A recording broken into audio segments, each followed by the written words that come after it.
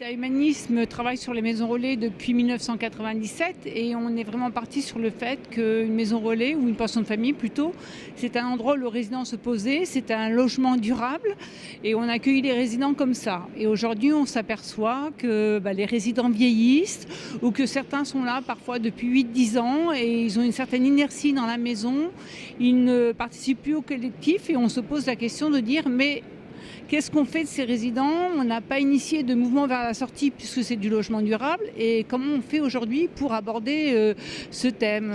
Comment parler avec le résident d'un projet de vie? Comment dynamiser son projet et faire émerger des désirs chez le résident au niveau du quotidien, mais aussi éventuellement faire émerger des désirs de sortie pour un mieux-être.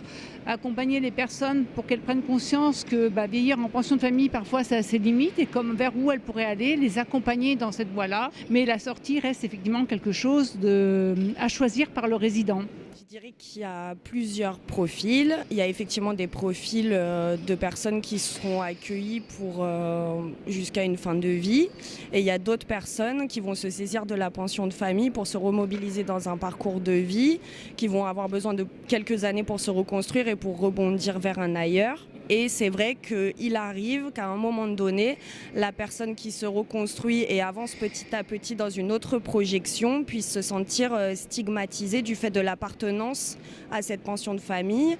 Du coup, de cette appartenance qui à la base était censée être la reproduction en quelque sorte d'un système un peu communautaire et familial, pour pouvoir reprendre une vie autonome. Et à partir de là, on commence tout un travail vers une réorientation vers le droit commun et l'accès à un logement autonome.